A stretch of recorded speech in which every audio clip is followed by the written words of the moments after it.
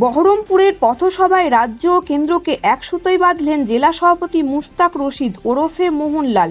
মঙ্গলবার সর্বভারতীয় আর্য মহাসভার পক্ষ থেকে পথসভার আয়োজন করা হয়। সেই মোতাবেক মঙ্গলবার সন্ধ্যায় বহরমপুর রানীবাগানে এই পথসভা অনুষ্ঠিত হলো। মুর্শিদাবাদ জেলা সভাপতি মুস্তাক রশিদের নির্দেশে বহরমপুর লোকসভার সর্বভারতীয় আর্য মহাসভার প্রার্থী সোমনাথ পালের সমর্থনে এই পথসভা করা হয়। এদিন পথ চলতি মানুষের হাতে সর্বভারতীয় আর্য মহাসভা তার লিফটেড বিতরণ করেন। আজকের এই পথসভায় উপস্থিত ছিলেন সর্বভারতীয় আর্য মহাসভা জেলা সভাপতি মুস্তাক রশিদ, বহরমপুরের প্রার্থী সোমনাথ পাল, জেলা সাধারণ সম্পাদক রেবা বিবি, শিক্ষা সেলের চেয়ারম্যান পার্থসারথী সরকার সহ দলের একাধিক নেতা ও কর্মীরা। আজকের এই পথসভায় নেতা কর্মীদের উজ্জীবিত করার উদ্দেশ্যেই করা হয় বলে জানালেন জেলা সভাপতি মুস্তাক রশিদ।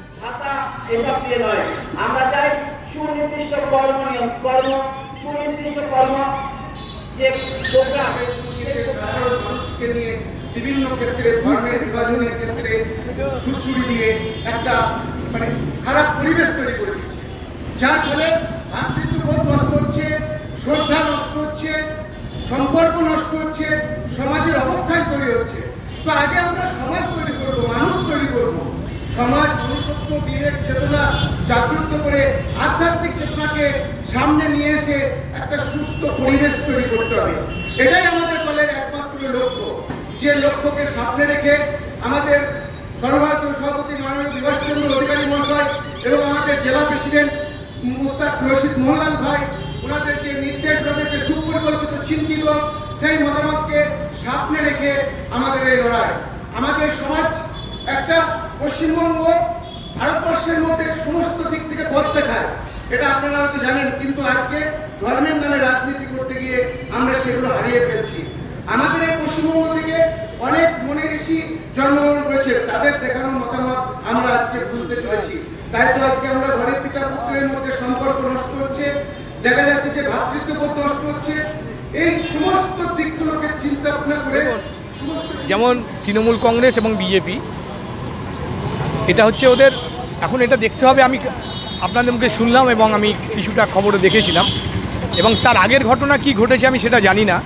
কারণ হচ্ছে এই যে বললাম না একটু আগে, যে হাতাহাতি সৌজন্য অসৌজন্যের যে একটা রাজনীতি চলছে, সেই হাতাহাতিটা করা কাম্য না। একটা প্রার্থী তারও সে হাতাহাতি করতে যাওয়া ঠিক হয়নি।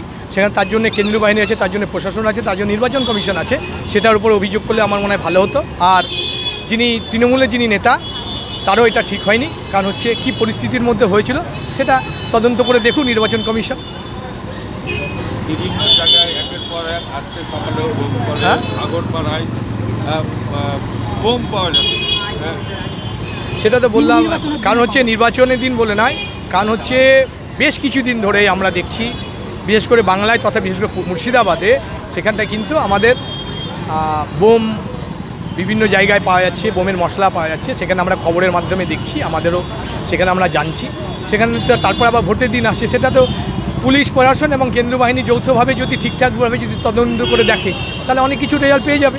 কারণ এটা এই জিনিসটা তো ঠিক না। কারণ এত ভয় ভীত সন্তুষ্ট করার কী আছে? আরও তো অন্য রাজ্যে ভোট হচ্ছে, কোথাও অন্য রাজ্য থেকে তো কোনো অভিযোগ আসছে না। তা আমাদের এখান থেকে কেন অভিযোগ আসছে? আমাদের বাঙালি হিসাবে আমাদের কাছে এটা খুব খারাপ লাগছে, আর কিছু না। বহরমপুরবাসীর কাছে, লোকসভাবাসীর কাছে কী আবেদন রাখবেন আপনার দলের? লোকসভাবাসীর কাছে আমাদের একটাই আবেদন, যে আপনাদের তীব্র দাবদাহ চলছে আমাদের, আপনারা সকাল সকাল এসে আপনাদের নিজের ভোট নিজের সুনিশ্চিত করবেন, আর শান্তিপূর্ণভাবে ভোট হোক এটা চাইব। আর তার জন্য কেন্দ্রীয় বাহিনী যেন আরও বেশি মোতায়েন করা হয়। আর তার সঙ্গে আমাদের যারা আছেন, আমাদের যে রাজ্য সরকারের যে প্রশাসন আছে, তারাও সক্রিয় হবেন আশা করছি। আর মানুষ নিজের ভোটটা নিজে দেখ, এটা আমার মানুষের কাছে বার্তা।